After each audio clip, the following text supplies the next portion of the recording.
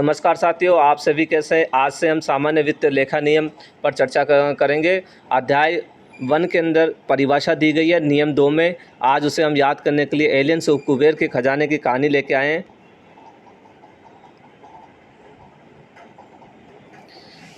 Aliens साथियों ध्यान रखना, हम कुबेर का अर्थ यहाँ कोषागार से, ठीक है। एलियंस भारत में कुबेर का खजाना, कुबेर का अर्थ आपको कोषागार से लगाना है, की तलाश कर रहे थे, जिन्होंने 29 जिलों में कुबेर का खजाना तलाश कर परंतु इन्हें नहीं मिला। कोषागार का उल्लेख नियम 29 में दिया गया। कुछ दूरी पर ई रिक्शा चालक, यहाँ ई रिक्शा का अर्थ आपको ई से लगाना, ई रिक्शा चालक मिला जिसने अपनी ई रिक्शा पर काला कलर कर रखा था, यहाँ काला कलर से आपको कैकर लगाना है, और लकी नंबर 29 की शर्ट पहन रखी थी। इसे कुबेर के खजाना का पता था। ई कोषागार का उल्लेख नियम 29 क में दिया गया साथियों। इसने एलियंस को बताया कि आपको कुबेर का खजाना यहाँ से 30 किलोमीटर दूर पर स्थित रेगिस्तान के टीले में मिलेगा, परंतु वहाँ पर जाने के लिए कुछ गांव वालों ने नियम बना रखे हैं। कोषागार नियम 30 में दिया गया है। आपको वहाँ तक जाने के लिए 31 व 32 नंबर की इलेक्ट्रॉनिक बस से जाना पड़ेगा, जिस पर चढ़ने से पहले भुगतान करना होगा। इस संदाय का उल्लेख नियम 31 में, इलेक्ट्रॉनिक भुगतान का उल्लेख साथियों नियम 32 में दिया गया है।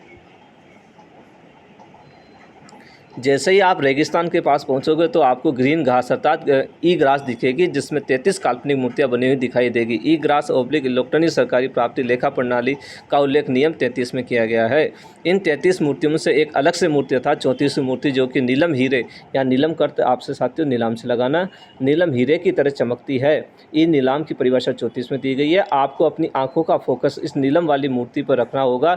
यह एक दिन में 3 मिनट के लिए नीला ओब्लिक काले रंग के रूप में चमकेगी। ई फोकस पॉइंट की शाखा का उल्लेख नियम 3 क में दिया गया है। जब इन एलियंस का भारतीय खुफिया एजेंसी को पता चला तो 23 लोगों की एक टीम बनाई, जिसमें लोक लेखा जो भी रेगिस्तान में रखा उसकी सूचना एकत्रित करने के लिए कहा गया।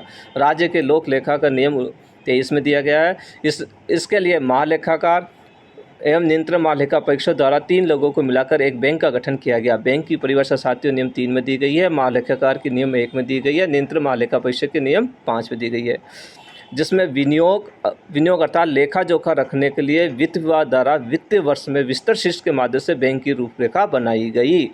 यहाँ पर विनियोग की परिभाषा नियम 2 में दी गई है, वित्त विभाग की परिभाषा 12 में दी गई है, वित्त वर्ष की 13 में दी गई है, विस्तर शिष्ट की परिभाषा 10 में दी गई है। इस बैंक का उद्घाटन करने के लिए 15वीं सरकार, यहाँ सरकार की परिभाषा 15 में दी गई है, ने 16 राज्यों के राज्यपाल की परिभाषा 16 में को बुलाया। इस कार्यक्रम में किसी प्रकार की कोई गलती ना हो, इसके लिए सरकार ने खतरे को देखते हुए 17 मार्च को विभागाध्यक्ष की परिभाषा नियम 17 में दी गई है को बुलाकर कहा कि आप एक ऐसा कार्यालय बनाएं जिसमें 18 गेट हो। यहाँ कार्यालय अध्यक्ष की परिभाषा नियम 18 में है, जिसमें आने व जाने, यहाँ आने जाने का अर्थ साथियों आप आहरण वितरण अधिकारी से लगाना है। आने व जाने वाले 11,000 अधिकारियों पर नज़र एक साथ रखी जा सके। आहरण वितरण अधिकारी का उल्लेख नियम 11 में दिया गया है। सरकार ने इस कार्यक्रम के दिन ही 2 स्कीम लॉन्च की। प्रथम स्कीम में निधि का कोष बनाया गया, जिसमें संचित निधि नियम 6 में दी गई है, आकस्मिक निधि नियम 8 में दी गई है, स्थानीय निधि नियम 20 में दी गई है। द्वितीय स्कीम में यह बताया कि आप इस निधि से खर्चा ओब्लिक व्यय कैसे कर सकते हो। आवर्तक व्यय के माध्यम से नियम 26 में दिया गया है, जिसे रेकरिंग एक्सपेंडिचर भी कहते हैं। एक अनावर्तक व्यय जिसका उल्लेख नियम 22 में किया गया, जो कि नॉन रेकरिंग एक्सपेंडिचर है। और तीसरा विविध व्यय, जिसका उल्लेख नियम 21 में किया गया है। इस स्कीम पर नियंत्रण रखने के लिए सक्षम प्राधिकारी की नियुक्ति निम्नानुसार की गई। सक्षम प्राधिकारी की परिभाषा नियम 4 में दी गई है।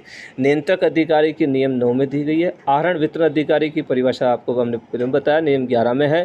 राजपत्रित अधिकारी की 14 में दी गई है। प्रादेशिक अधिकारी की 27 में दी गई है और अधीनस्थ प्राधिकारी की परिभाषा नियम 28 में दी गई है। कुछ अन्य परिभाषा जो अभी तक हमारे इस कहानी के रूप में शामिल नहीं हो पाई है। संविधान की परिभाषा 7 में, स्थानीय निकाय की परिभाषा 19 में है, लोक निर्माण कार्य की 24 में और पुनः विनियोग की 25 में। साथियों, यदि हमारा वीडियो अच्छा लगे तो लाइक और सब्सक्राइब करना ना भूलें।